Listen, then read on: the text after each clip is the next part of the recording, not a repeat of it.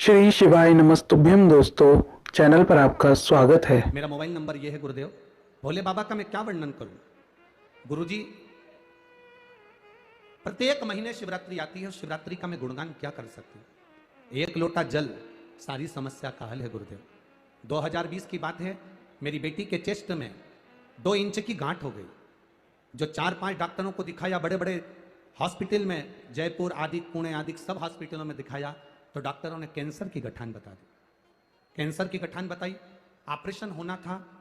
Doctor के हिसाब से जहां चेस्ट में गठान थी वहां से गांठ को निकालकर चेस्ट को काटना था। बेटी की आंख में आंसू था कि बेटी का चेस्ट कैसे कटवा दे गुरुदेव।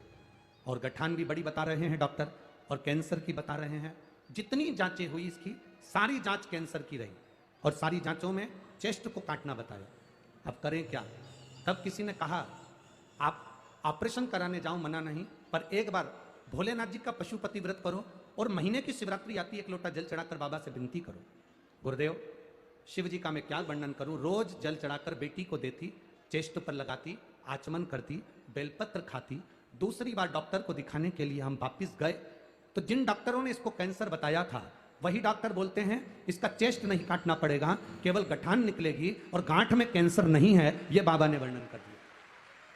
गुरुदेव, गठान निकल गई, चेस्ट नहीं कटा, पर थोड़े के दिन बाद बेटी को फिर वहीं पर गांठ हो गई।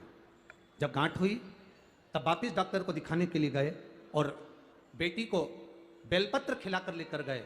बाबा का मैं क्या गुणगान करूं। हॉस्पिटल में बेटी के चेस्ट से वो गांठ गायब थी और बेटी को कैंसर नहीं था। मैं बाबा को यहां नमन करने के लिए, एक बार हाथ हिला दो बहन। श्री शिवाय नमस्ते। बैठिए, बैठिए। शिव तत्व इसी को करते। आप आते जरूर हो कथा के अंदर, आप पहुंचते जरूर हो शिव महापुराण की कथा को सुनने के लिए, पर आपसे निवेदन केवल इतना है कि दिल से सुन लेना। वो दिल से आपको लुटा कर चले जाएगा, दिल से लुटा कर जाए। आप उसकी अविरल भक्ति को धारण करो, आप उसके विश्वास को दृढ़ बनाओ। एक शिवरात्रि के एक पुष्प का वर्णन क्या कहता है हमारा शास्त्र, शिवरात्रि का एक लोटा जल क्या वर्णन करता है हमारा शिव महापुराण। तेरी कृपा बिना न हिले हे गंगाधार मुक्ति द्वार ओंकार भोले आयो शरण दिया शंकर। एक बेलपत्र का, एक पुष्प का क्या वर्णन है, एक पुष्प का क्या आनंद है।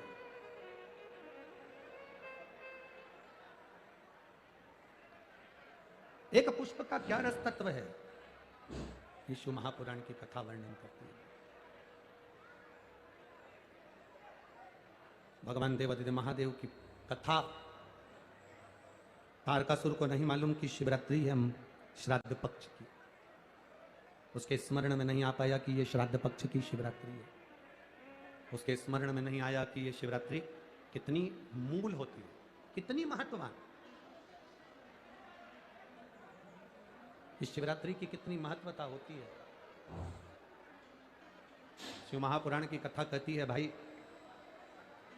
श्राद्ध पक्ष में पड़ने वाली शिवरात्रि का स्मरण जरूर करिएगा। किसी नारी को अगर 32 साल भी शादी को हो गए हों और संतान नहीं हो रही है, 30-35 साल हो गए, 32 साल हो गए, 28 साल हो गए, 15 साल हो गए, 20 साल हो गए, और संतान का सुख नहीं, तो श्राद्ध पक्ष की शिवरात्रि की बड़ी महत्वता है, बड़ी महत्वता। तो शिवरात्रि का बड़ा महत्व है।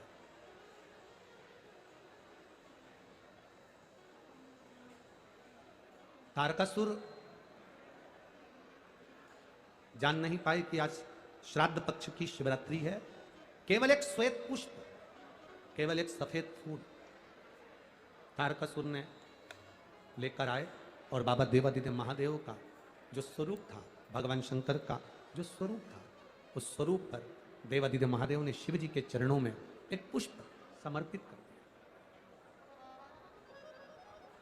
एक सफेद पुष्प, एक श्वेत पुष्प देवादिदेव महादेव को समर्पित कर।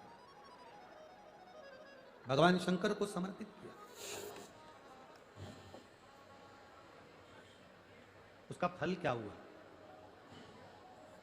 आप लोग भी निवेदन है, प्रयास करना। पहले देख लेना, शायद हमारे हिसाब से तो 13 अक्टूबर को शिवरात्रि होना चाहिए।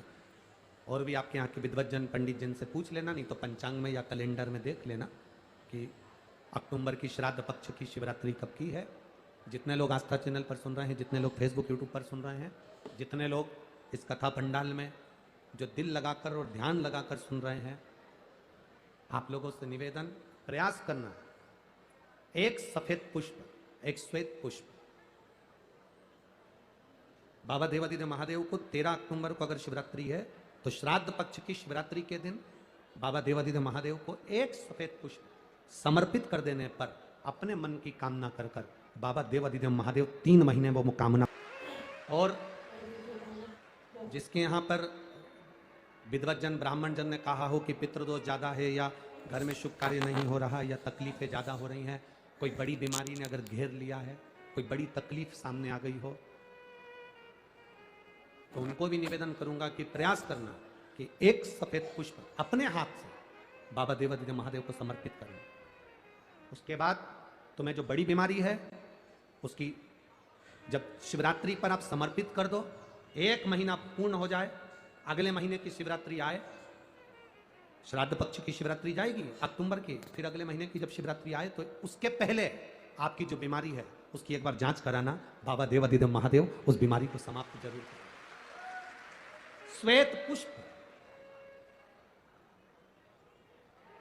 भगवान शंकर का जो श्राद्ध पक्ष का जो शिवरात्रि है उस पर जो श्वेत, उस परिभाषा आप लोगों को मालूम होगा कि हनुमान जी पूर्व जन्म में कौन थे? बोलो रे कोटा वाले। हनुमान जी का जो अवतार हुआ राम अवतार के समय पर, त्रेता में जो मेरे राम जी का जो सुंदर अवतार हुआ, तो राम जी के साथ में जो हनुमान जी प्रकट हुए, ये हनुमान जी को पूर्व जन्म में, पूर्व समय में जो हनुमान जी को ये बानर का रूप मिला है, राम अवतार के समय पर हनुमान जी का जो स्वरूप प्राप्त हुआ, ये हनुमान जी पूर्व समय में किस रूप के अंतर्गत हनुमान जी को ये रूप दिया गया? ये किसका अवतार है? ये किसका स्वरूप है? ये किसका अंश अवतार है?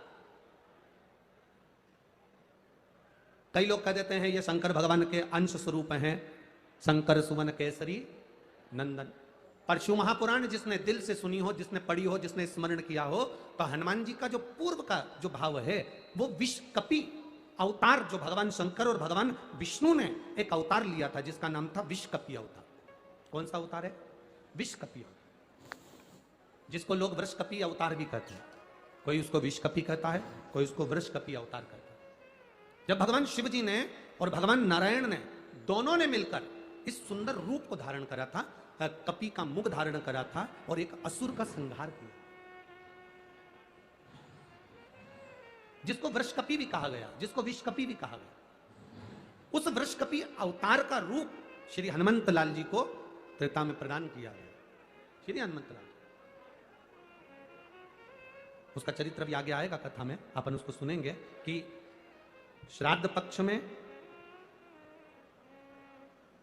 वृषकपि अवतार का महत्व क्या है, विषकपि अवतार की महत्वता क्या है। देव पितर शिव महापुराण में अगर 16 दिन श्राद्ध के होते हैं और 16 दिन श्राद्ध में से कोई भी एक दिन श्राद्ध का, जो तुम्हारी मर्जी पड़ जाए, जिस दिन तुम घर में फ्री हो, जिस दिन तुम्हारी मर्जी पड़ जाए, जिस दिन तुम्हारा मन कर जाए, उस दिन वृषकपि विषकपि नाम लेकर एक रोटी में थोड़ी सी शक्कर या गुड़, थोड़ा सा चावल, थोड़ा सा अगर चावल नहीं हो तो खीर बन जाए तो ज्यादा अच्छी है, रोटी के अंदर रखकर वृषकपि या विषकपि, भगवान शंकर का एक अवतार है नारायण के साथ में।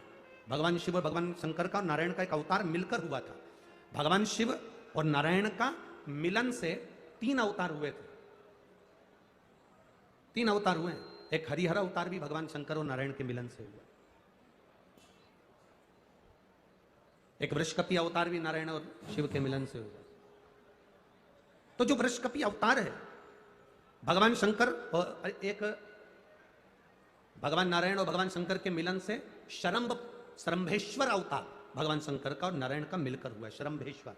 ये 3 अवतार नारायण और शिव जी मिलकर बने हैं, 3 अवतार भगवान शंकर। रोटी हो तो रोटी, पूड़ी हो तो पूड़ी, पराठा हो तो पराठा, जो तुम बनाए हो उसमें थोड़ा सा मात्रा दूध चावल की या खीर की, थोड़ी सी मात्रा गुड़ की, और वृषकपि या विषकपि अवतार का नाम लेकर अपने दरवाजे के बाहर खड़े होकर जो गौ माता को श्राद्ध पक्ष में किसी भी दिन ये भोजन वृषकपि का नाम लेकर दे देते हैं, उसके घर में कभी संपदा की कमी नहीं आती, धन की कमी नहीं आती। श्राद्ध पक्ष का ये स्वरूप है विषकपि अवतार। एक बार सब बोलेंगे, बोले विषकपि भगवान की।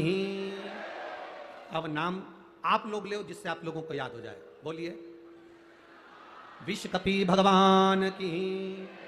आप विषकपि बोल सकते हो, वृषकपि भी बोल सकते हो, वृषकपि भी बोल सकते हो और विषकपि भी बोल सकते हो, दोनों नाम में से कुछ भी। हाँ, अगर आप नेट पर सर्च करोगे या आजकल लोग क्या है, कथा सुनने के बाद नेट पर जल्दी सर्च करते हैं, तो गूगल आदि पर सर्च करोगे तो विषकपि भी आ सकता है, वृषकपि भी आ सकता है। पुराण में अगर ढूंढोगे, शिव पुराण के अंतर्गत या स्कंद पुराण में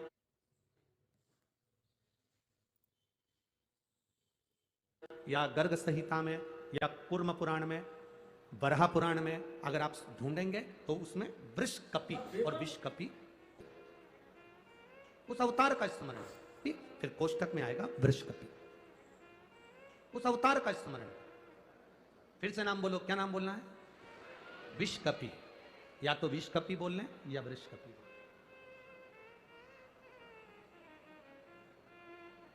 देव पितर कथा का ये सबसे सुंदर संवाद है। भगवान, अब तारकासुर ने विचार करा कि मेरे पिता बजरंगासुर का गति कैसे हो, तो वो एक पुष्प, सफेद पुष्प को तोड़कर, उसको नहीं भान क्या शिवरात्रि, उसको भान ही नहीं है, उसके स्मरण में नहीं है कि आज शिवरात्रि। फूल तोड़ा, देवादिदेव महादेव के चरणों में समर्पित करा, शिव जी के नेत्र खुल गए। शंकर भगवान ने नेत्र खोलते से ही तारकासुर से पूछा, तुझे क्या चाहिए? तारकासुर कहता है, मेरे पिता बजरंगासुर की गति नहीं हुई है, वो भटक रहा है। मेरी माता जब सोती है, उनके स्वप्न में मेरे पिता आते हैं। मेरी माता वन में घूमती है, मेरे पिता उसके पीछे चलते हुए दिखते हैं। कभी कभी पितर, हमको ऐसा लगता है कि हम काम कर रहे हैं और मुझे कोई देख रहा है। कभी कभी ऐसा लगता है कि मैं चल रही हूं, मेरे पीछे कोई चल रहा है।